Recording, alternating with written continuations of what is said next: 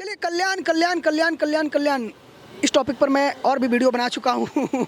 कल्याण में बहुत सारे ऐसे गायक कलाकार बने जरा कि स्टूडियो के बारे में पता नहीं कि भैया दीवा से लेकर के कल्याण से लेकर के थाना से लेकर के कुर्ला दादर बाकी नासिक और इगतपुरी बाकी और भी जोन जगह बाटे सेंट्रल लाइन के जितना भी जगह बा वहाँ भैया स्टूडियो के बहुत ही ज़्यादा मांग रहा मेरे से, मतलब इतना सारा कॉल आता था भैया कि आपके स्टूडियो कहाँ बा। बोईसर में स्टूडियो भैया बहुत लंबा पड़ जाता है, इसके लिए भैया कल्याण में कोई स्टूडियो खोल दीजिए प्लीज़ प्लीज़ प्लीज़। तो आप सबके हम बता दी कि 2 महीना हो गए बेटे और कल्याण में गरिमा रिकॉर्डिंग स्टूडियो के चौथा ब्रांच जोन बाकी चालू हो गई बा। आप लोग बिंदास आई भोजपुरी मगही खोटा झुमटा मगही मैथिली मतलब कोनो भी भाषा के गाना आराम से आप रिकॉर्ड करवा सकेला। म्यूजिक के मिक्सिंग के मास्टरिंग के रिदम प्रोग्रामिंग प्राइम से लेकर मेलोडी क्रिएटिंग से लेकर के वीडियो से लेकर के शूटिंग से लेकर के लड़की लोकेशन कैमरा एडिटिंग से लेकर के हर चीज़ अपना यहाँ होला भैया और कम से कम प्राइस में आपको करके देंगे।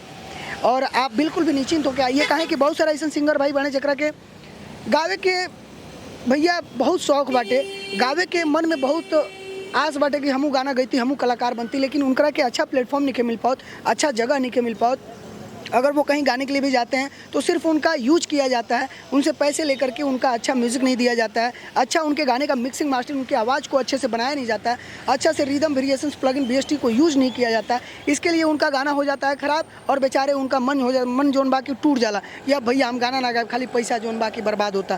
तो आप लोग निश्चिंत रहीं, दुनिया में बहुत सारा स्टूडियो बा, दुनिया में बहुत सारा लोग बने काम करे वाला, लेकिन हर लोग एक जैसा ना होले भैया। आप लोग विश्वास करिए और विश्वास करके एक बार आई गरिमा रिकॉर्डिंग स्टूडियो में आपके कम से कम बजट में अच्छा से अच्छा काम करके दिए जाए। काहे कि भैया खुद भी हमारा नाम बा, मैं खुद गरिमा रिकॉर्डिंग स्टूडियो के नाम बा और गरिमा के गरिमा रखे खातिर एकदम दिल से काम हुई। आप लोग ओकरा खातिर निश्चिंत रह जा, काहे कि भैया अगर आपके गाना बा तो गाना में हमरो नाम बाटे और हमरो भी सहयोग बा, हमरो भी सपोर्ट बा, ताकि हम भी सोचते हैं कि आपके साथ साथ हमारा भी नाम हो, अच्छा से अच्छा गाना करके दिए जाए। एकदम निश्चिंत रहने की जरूरत बा भैया।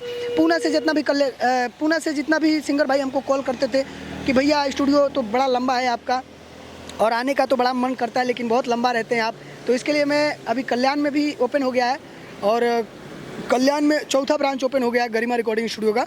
तो आप लोग कभी भी आइए, कोई दिक्कत नहीं है। बहुत सारा ऐसा सिंगर भाई बने जो चैनल के बारे में पूछते रहे भैया चैनल हमारा बनाना है, चैनल पे हमको भी काम करना है। बहुत सारा कंपनी से गाना अपन रिलीज़ कर देते हैं, लेकिन आजकल जो है डिजिटल ज़माना है, आजकल आप दूसरे कंपनी को गाना दे करके फंसिए मत। कंपनी सिर्फ और सिर्फ आपका यूज करेगी, कंपनी आपको यूज इसलिए करेगी कि बैठे बैठे वो खाती है गाना, मतलब खाना होता है उनका। गाना बनाएंगे आप, पैसे लगाएंगे आप, मेहनत करेंगे आप और सब चीज़ करेंगे आप, लेकिन कंपनी जो है बैठे बैठे आपका गाना ले लेती है और रिलीज़ कर देती है। ना ही उस पर किसी तरीके का प्रमोशन करती है, ना भी किसी तरीके का वो प्रचार प्रसार करती है कि आपका गाना चले। वैसे छोटे सिंगरों को तो ज़्यादा कोई सपोर्ट करता नहीं है। इसके लिए जो गाना आप बनाते हैं उसको अपने कंपनी से रिलीज़ करिए। यूट्यूब सबका है, यूट्यूब किसी कंपनी का नहीं है, ना हमारा है ना आपका है, पूरी दुनिया का यूट्यूब है। जब यूट्यूब पर वेब टीएफ या आरसीएम चंदा सोनोटेक सारेगामा हम भोजपुरी निषाद एसआर के जैसन कंपनी बात है भैया, आपके कंपनी काहे ना बन सकेला। आप खुद के कंपनी बना के खुद के चैनल से अपना गाना रिलीज़ करिए, खुद के कंपनी से अपना कोई भी वीडियो रिलीज़ करिए। जब खुद के कंपनी पर अपन गाना रिलीज करवा भैया तो आज नहीं तो कल वो चैनल मोनेटाइज हो जाएगा और आपको अच्छा खासा पैसा आएगा। मतलब आज के डेट में यूट्यूब से लोग लाखों रुपया कमाता, जरा लगे दिमाग बा बुद्धि बा वो मात्र 2-4 को वीडियो बना के बढ़िया बढ़िया और लाखों रुपया व्यूज़ लाखों रुपया पैसा कमाता व्यूज़ पा करके। तो भैया आपके अंदर क्या कमी बा? आपके अंदर कोई कमी नहीं है, सिर्फ आपके अंदर डर है, घबराहट है, शर्माहट है, अंदर का जो फीलिंग है वो निकाल नहीं पा रहे हैं, आप बाहर नहीं कर पा रहे हैं, अच्छे से आप उसको प्रेजेंट नहीं कर पा रहे हैं, प्रदर्शित नहीं कर पा रहे हैं। तो इस चीज़ के लिए मैं हमेशा चिल्लाता रहता बताता रहता हूँ कि आप सब जो है खुल के बाहर आइए, घबराइए मत। कलाकार कभी शर्माता नहीं है, कभी डरता नहीं है, कभी घबराता नहीं है। आप लोग जो है अपना खुद का चैनल बनवाइए, रजिस्टर्ड सीएमएस चैनल बनवाइए, कंटेंट मैनेजमेंट सिस्टम चैनल बनवाइए जो एक सही तरीके से काम करे आपके साथ और बेहतर तरीके से जो है कि आपको रिस्पांस मिले। तो आप लोग बिंदास जोन बाकी आई, हम आपके चैनल भी बना के देंगे, गाना भी करके देंगे, जो भी आपका सेवा रहेगा बिंदास करके दूंगा, उसके लिए आप निश्चिंत रहिए। गरिमा रिकॉर्डिंग स्टूडियो के ब्रांच पे अब हम लोग चलेंगे ऊपर, जैसे कि आप बोर्ड देख रहे हैं गरिमा रिकॉर्डिंग स्टूडियो का चौथा ब्रांच है। ऊपर स्टूडियो पर भी लेकर आपको चलूँगा। बाकी तो बहुत सारा वीडियो अपलोड बा भैया, गरिमा स्टूडियो के लुक आप सभी देख सकते हैं जा कि स्टूडियो कैसन बाटे। और स्टूडियो यार एगो मंदिर के समान होला, स्टूडियो छोट रहे बढ़ रहे उसे मतलब नहीं के, बसरते हुए में जो काम करे वाला आदमी रहे वो जबरदस्त रहे के चाहिए, ओकरा जोन बा की जानकारी और ओकरा अंदर टैलेंट होके के चाहिए, ओकरा अंदर समझ होके के चाहिए कि कौन सिंगर भाई के कैसन वेरिएशंस प्लगइन बीएसटी यूज करे के बा।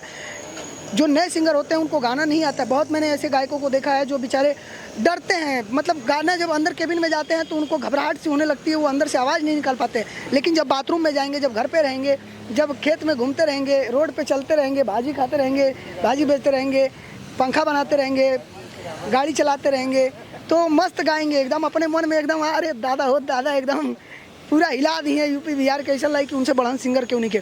लेकिन जब स्टूडियो में वो आते हैं तो बिल्कुल भी उनके मन के अंदर से आवाज़ ही नहीं आती, मतलब गले से आवाज़ निकालना उनका मुश्किल हो जाता है। मैंने बहुत सारे ऐसे सिंगर को देखा है। तो इसके लिए आप सबको मैं बता रहा हूँ कि आप लोग जो है बिंदास रहिए, मैं आपके छोटे भाई जैसा हूँ, और उसके लिए आप लोग निश्चिंत रहिए।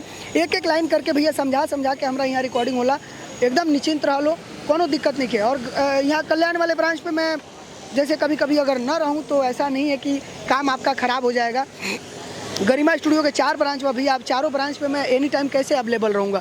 इसके लिए आप लोग आइए कभी भी, यहाँ पे आपका रिकॉर्डिंग सिर्फ हो जाएगा, और बाकी मिक्सिंग मास्टरिंग से लेकर के म्यूजिक से लेकर के वीडियोस लेके सारा चीज़ हम करब।